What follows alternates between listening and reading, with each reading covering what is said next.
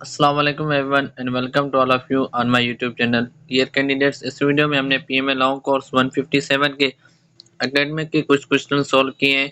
तकरीबन कंप्लीट सवाल जो कैंडिडेट के पास टेस्ट में आए थे वो हमने सॉल्व किए, जिसमें इंग्लिश, मैथ, जनरल नॉलेज और करंट अफेयर्स ऐड है।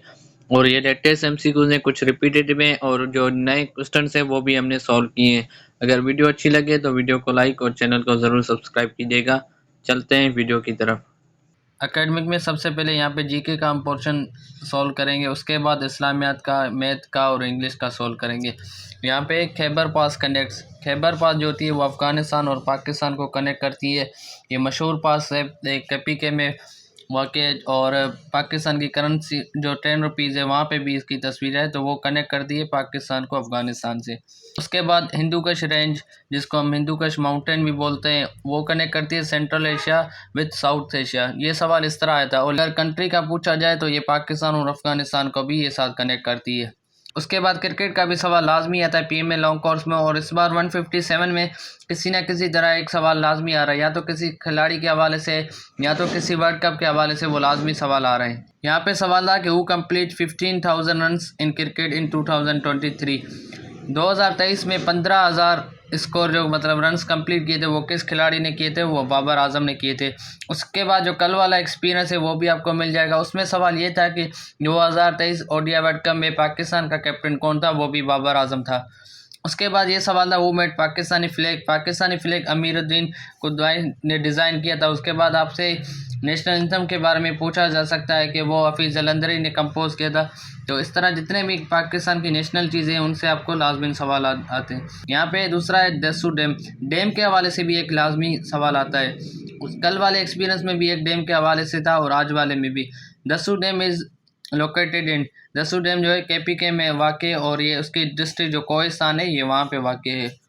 उसके बाद एक बुक से भी सवाल पूछे जा सकती है, या तो इस्लामी होता है, या तो कोई मशहूर किसी पाकिस्तानी पॉलिटिशियन ने लिखा होता है, या तो किसी जर्नल है, तो वो भी इससे लाजमन सवाल आते हैं।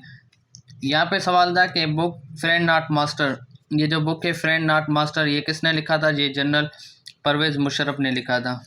उसके बाद 3-4 चीज़ें आपको वर्बल, नॉन वर्बल और एकेडमिक में भी दी होती हैं, उनसे आपको एक ऑड वन मतलब आउट करना होता है कि उसमें 3-4 जो चीज़ें होगी वो सिमिलर होगी और एक जो होगी वो डिफरेंट होगी। अभी देखें यहाँ पे फुटबॉल, वॉलीबॉल, क्रिकेट, टेनिस, ये है तो चारों पांच जो है वो गेम्स हैं, लेकिन जो वॉलीबॉल है, क्रिकेट है, टेनिस है, ये तकरीबन हम जो खेलते हैं वो हम हाथों से खेलते हैं। जो फुटबॉल है वो हम पैरों से, इसको मतलब ये भी फुट से भी ज़ाहिर है, फुटबॉल जो हम पाँव से खेलते हैं। तो यहाँ पे जो इन तीनों में से डिफरेंट है वो फुटबॉल है। उसके बाद कैपिटल और करेंसीज भी लाजमन आते हैं। 2-3 एमसीक्यूज या तो करेंसी के, या तो कैपिटल के, या तो दोनों के सवाल आपसे पूछे जाते हैं। तो उसका भी एक कंप्लीट वीडियो है जिसमें 40-50 जो मोस्ट रिपीटेड कैपिटल्स और करेंसीज है वो भी वीडियो आपको मिल जाएगा, वो भी वॉच करेगा इंशाल्लाह, उससे भी आपको ज़रूर फ़ायदा होगा।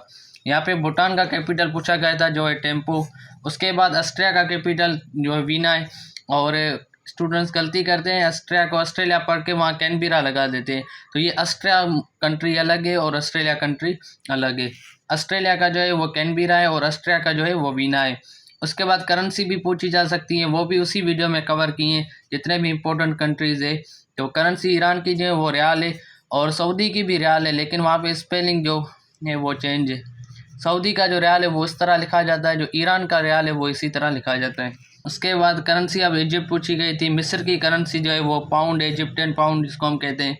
उसके बाद कोई बड़ा इवेंट हो चुका हो, कोई बड़ी चीज़ दरियाफ्त होती है कि एवरीडे साइंस में, तो उसके हवाले से भी सवाल लाजमी आता है। कि यहाँ पे सवाल था कि largest solar panel was establish in 2024। 2024 में लार्जेस्ट सोलर का पैनल जो शमसी निज़ाम के सोलर प्लेट लगाए थे वो चाइना ने लगाए थे। तो यहाँ लोकेशन पूछी हुई थी किस कंट्री की?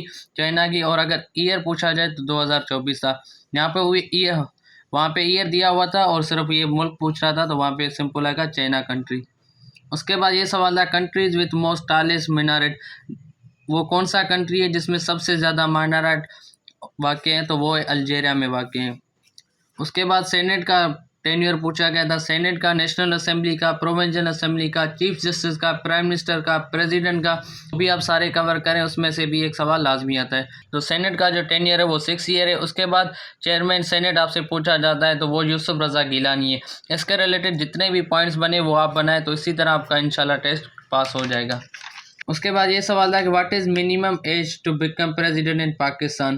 पाकिस्तान में प्रेसिडेंट बनने के लिए मिनिमम एज जो हमारे आइन में अभी जो हमारा करंट आइन है कॉन्स्टिट्यूशन ऑफ 1973, तो उसमें जो है वो लेस देन 45 नहीं होना चाहिए। आपकी मिनिमम एज 45 होनी चाहिए, तभी आप सदर के लिए एल हैं। और प्राइम मिनिस्टर और जो नेशनल असेंबली के जो मेंबर होते हैं उसके लिए तकरीबन 35 एज मिनिमम है।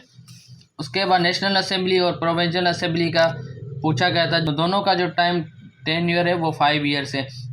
नेशनल असेंबली में जो हमारे MPs बनते हैं और नेशनल असेंबली में हमारे MNA बनते हैं, तो उन दोनों का जो टाइम टेन्योर होता है वो 5 ईयर्स होता है। तो यहाँ से आपको पता चल जाएगा कि प्रोविंशियल असेंबली में जो चीफ मिनिस्टर रहता है उसका भी 5 ईयर है, और नेशनल असेंबली का जो हेड होता है उसको हम प्राइम मिनिस्टर बोलते हैं, उसका भी 5 ईयर्स होता है टाइम टेन्योर।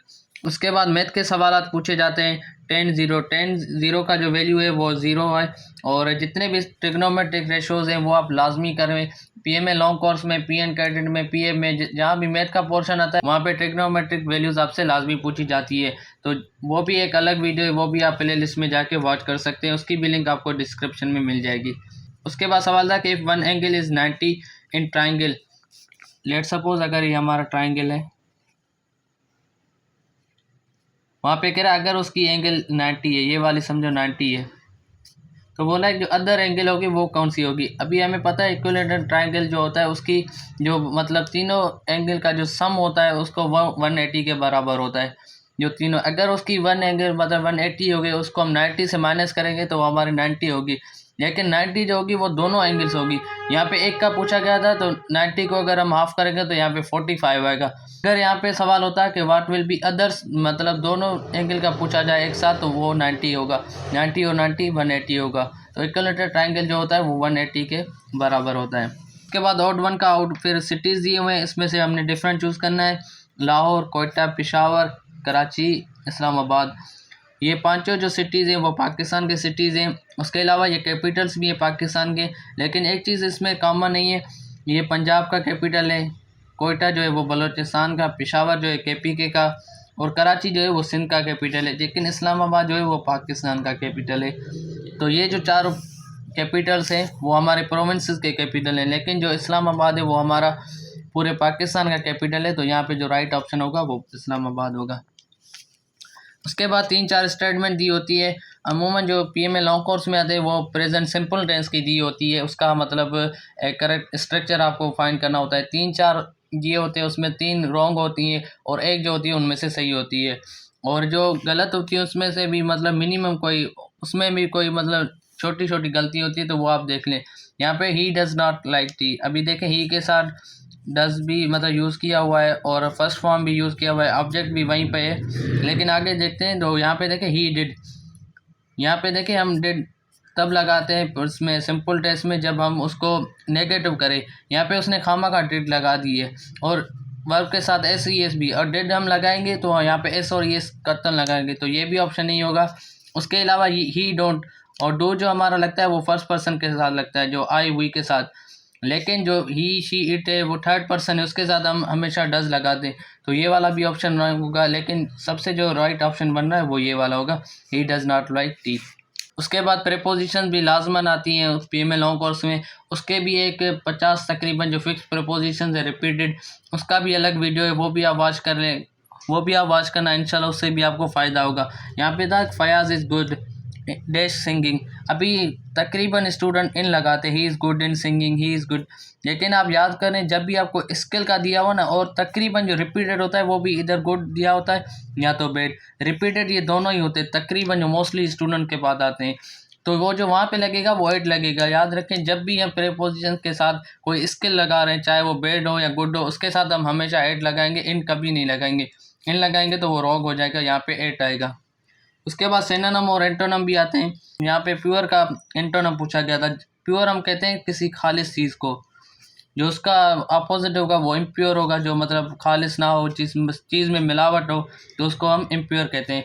बाज़ों का तकरीबन जो एंटोनम और सिनोनिम आते हैं वो एफएससी के बुक से ही आते हैं, रिपीटेड होते हैं, या तो किसी सेंटेंस में भी यूज़ किया होता है कि बताया जाता है कि जो अंडरलाइन वर्ड है या जो हाईलाइटेड वर्ड है इसका सिनोनिम क्या होगा। वो तो आप सेंटेंस की मीनिंग निकाल के भी आसानी से लिख सकते हैं, या तो आप इस तरह याद भी कर लिया करें। उसके बाद सिनोनिम ऑफ फ्रेजाइल। फ्रेजाइल हम किसको बोलते हैं? जो वीक हो, नाजुक हो। लेकिन अगर यहाँ पे उसका अपोजिट पूछा जाए तो वो होगा स्ट्रॉन्ग, मजबूत। लेकिन उसका जो सिनोनिम है वो वीक है। तो ये थे कुछ सवालात एकेडमिक के जो हमने आपके साथ शेयर किए। अगर कोई भी क्वेरी हो तो आप कमेंट सेक्शन में पूछ सकते हैं। अगर वीडियो अच्छी लगे तो वीडियो को लाइक और चैनल को ज़रूर सब्सक्राइब कीजिएगा। Thank you. अल्लाह हाफिज़।